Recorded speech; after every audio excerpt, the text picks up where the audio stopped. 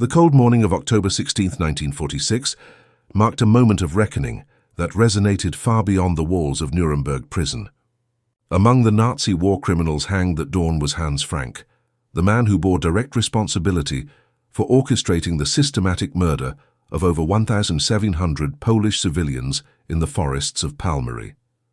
His execution, along with 9 other Nazi leaders, represented not just the end of individual lives, but the culmination of justice for one of the most heinous campaigns of terror against the Polish intelligentsia during World War II. The genesis of terror, the tragedy of Palmiry, began long before the first shots were fired in those remote forests northwest of Warsaw. When Nazi Germany invaded Poland on September 1, 1939, they came armed with more than military hardware. They carried with them detailed lists of Polish intellectuals, politicians, clergy, and cultural leaders marked for elimination. This was not random violence but calculated genocide, designed to decapitate Polish society and eliminate any potential for organized resistance. The location chosen for these mass executions was grimly practical. The former Polish ammunition depot at Palmiry, established in 1929, provided the perfect killing ground, isolated, fenced, and connected to Warsaw by railway lines that could transport victims without arousing suspicion. The site's existing infrastructure, including cleared areas and access roads, would soon serve a far more sinister purpose than its original designers ever imagined. Within weeks of the occupation, Nazi authorities began their deadly work. The first documented executions occurred on December 7th and 8th, 1939, claiming 80 and 40 lives respectively. These initial murders set a pattern that would continue for nearly 2 years, transforming the quiet forest into Poland's most notorious killing field, the machinery of murder. The systematic nature of the Palmiry massacres revealed the Nazi regime's bureaucratic approach to genocide. Victims were typically arrested in Warsaw and held at the infamous Pawiak prison, where they were given false hope of transfer to labor camps. Prison employee Janina Gruska later testified about the chilling deception. Prisoners were returned their personal belongings and given bread before being loaded onto trucks, maintaining the fiction that they were being relocated rather than murdered. The execution process itself was methodical and horrifying. Victims were transported in covered trucks along the Warsaw-Modlin Road, escorted by unusually large contingents of guards. Upon arrival at Palmiry, they found pre-dug pits approximately 3 meters deep, excavated by members of the Hitler Youth and Reich Labor Service. The condemned were lined up at the edge of these mass graves, many blindfolded, and shot in the head with 7.92mm rifles by German execution squads. One of the largest single executions occurred over 2 days in June 1940, claiming 362 lives, including 64 women. Among the victims were some of Poland's most prominent citizens: Parliament Speaker Maciej Rataj, Member of Parliament Mieczysław Niedziałkowski, Senator Helena Jaroszewicz, Olympic athletes Janusz Kusociński and Tomasz Stankiewicz, and Warsaw Vice President Jan Pochowski. Their murders represented a deliberate attempt to eliminate Poland's intellectual and political leadership in a single stroke. The AB Action, systematic extermination. The pace of killings intensified dramatically in March 1940 with the implementation of AB Action, Außerordentliche Befriedungsaktion, the Nazi program designed to eliminate Polish resistance through mass murder. This extraordinary pacification action specifically targeted intellectuals, clergy, government officials, and anyone capable of organizing opposition to German rule. The timing was strategic. As Germany prepared for its Western offensive against France, Nazi administrators wanted to ensure stability in occupied Poland by eliminating potential leaders. The Gestapo's strikes were swift and comprehensive, aided by informants and pre-war intelligence gathering. Entire networks of resistance fighters, university professors, and civic leaders disappeared in coordinated raids, their fate sealed in the forests of Palmiry. Helena Karšnika's testimony captured the anguish of families left behind. In his last letter, my brother wrote that he was being deported, probably to agricultural labor, and that we should not worry. That was on 20th June 1940. I received the piece of paper at 30. On that very day I went to the Prisoners' Care Committee and was told that many of the people removed from the prison were being shot by the Germans in the Młociński forest. She never heard from her brother again.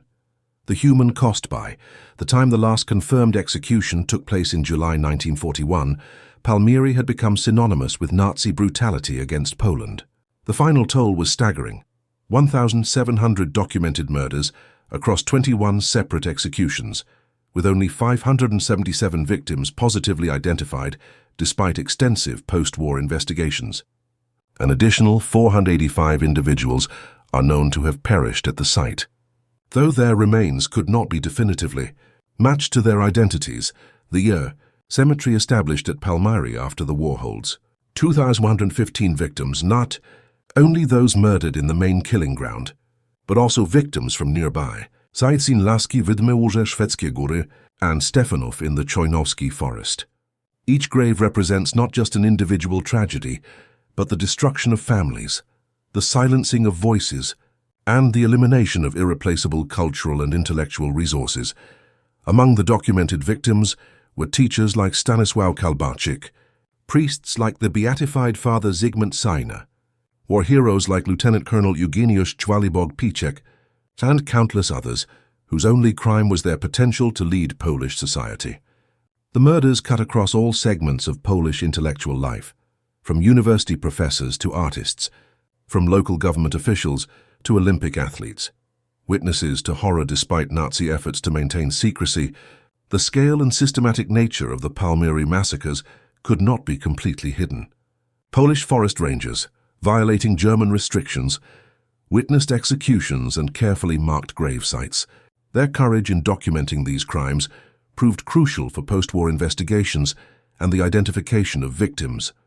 Underground resistance networks obtained photographs taken by the perpetrators themselves, showing victims moments before their execution.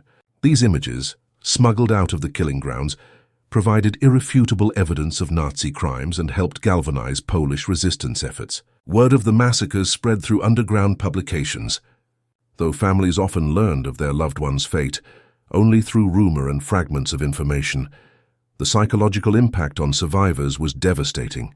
Zofia Kuligowska-Lewandowska, whose son Henryk was murdered in April 1940, recalled, "Out of my son's entire class, which numbered 42 students, only 16 survived." The decimation of entire educational institutions and social networks left lasting scars on Polish society that extended far beyond the immediate victims.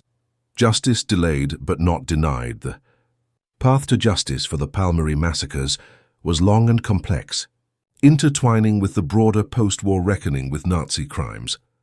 Hans Frank, as Governor-General of occupied Poland from 1939 to 1945, bore ultimate administrative responsibility for the systematic murder campaign.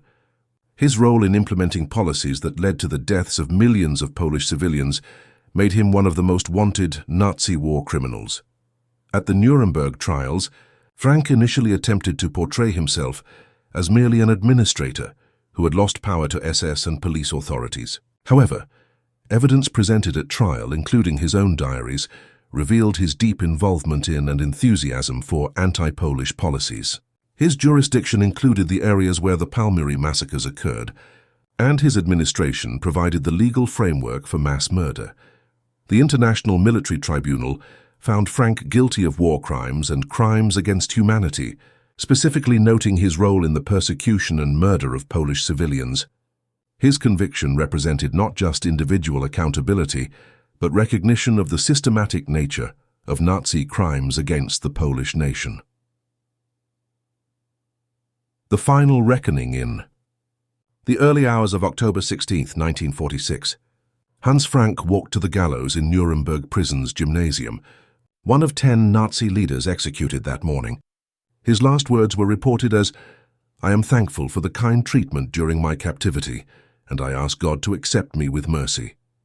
The execution, carried out by Master Sergeant John C. Woods using the standard drop method, occurred at 2:08 a.m.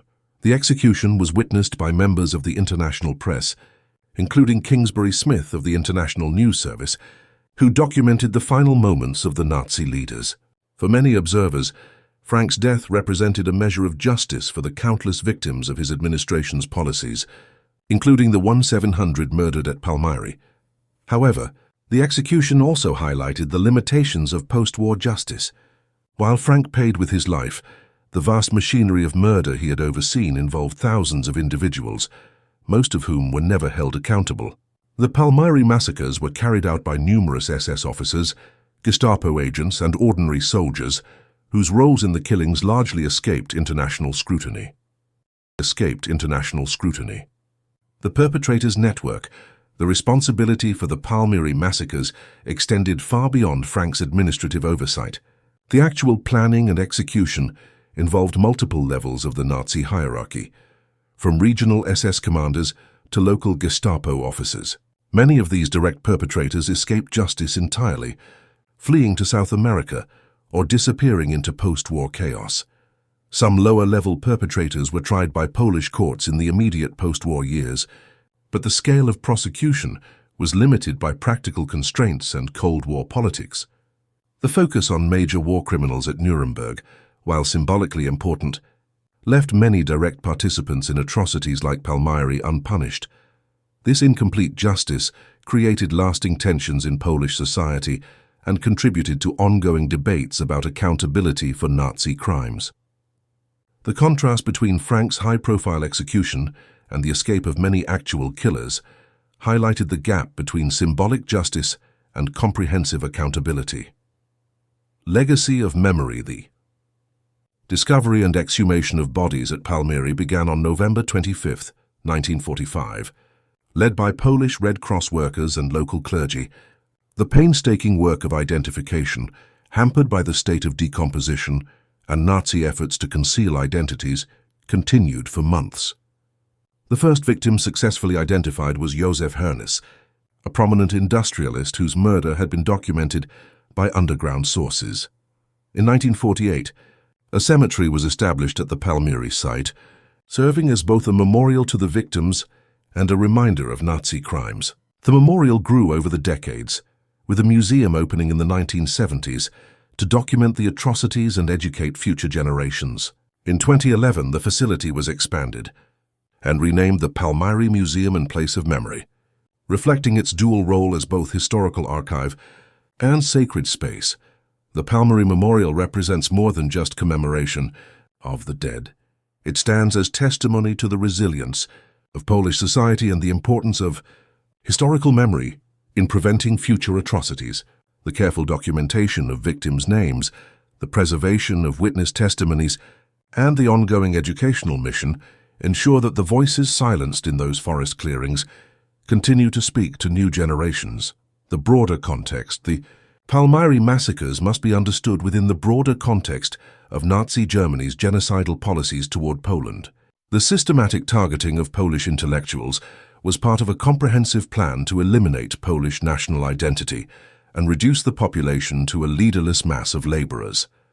This policy, outlined in documents like General Plan Ost, envisioned the eventual Germanization of Polish territories through population replacement. The murders at Palmiry represented just one component of this broader genocidal campaign, which ultimately claimed the lives of approximately 6 million Polish citizens, including 3 million Polish Jews. The targeting of non-Jewish Polish intellectuals, clergy, and leaders was intended to complement the Holocaust by eliminating potential sources of resistance and national consciousness. This broader context helps explain why the Nuremberg executions, including Frank's death, were viewed by many Poles as inadequate responses to the scale of Nazi crimes. While the trials established important precedents for international criminal law, they could not restore the lives lost or fully address the cultural and intellectual devastation inflicted on Polish society. Conclusion. The execution of Hans, Frank and other Nazi war criminals on October 16, 1946, marked a significant moment in the pursuit of justice for the victims of Palmiry and countless other atrocities. However, the true measure of justice extends beyond individual punishment to encompass remembrance, education, and the commitment to preventing future genocides. The story of Palmiry, from the first murders in December 1939 to the post-war trials and memorialization illustrates both the depths of human cruelty and the enduring power of memory to preserve dignity in the face of systematic dehumanization. The 1,700 victims of Palmiry were murdered not for anything they had done, but for who they were and what they represented, the intellectual and moral leadership of a nation that Nazi Germany sought to destroy. Today, as the last survivors of that era pass away, the responsibility for maintaining this memory falls to subsequent generations. The Palmiry Museum and Place of Memory, along with similar institutions worldwide, serves as a bridge between past and present, ensuring that the lessons learned from these dark chapters of history continue to inform our understanding of human rights, justice, and the fragility of civilization itself. The executions at Nuremberg, difficult as they were to witness, represented not vengeance, but a commitment to the principle that even in war, certain boundaries cannot be crossed without consequence. For the families of Palmiry's victims, and for Polish society as a whole, these executions provided not closure, which may be impossible after such trauma, but a recognition that the world had witnessed their suffering and declared it intolerable.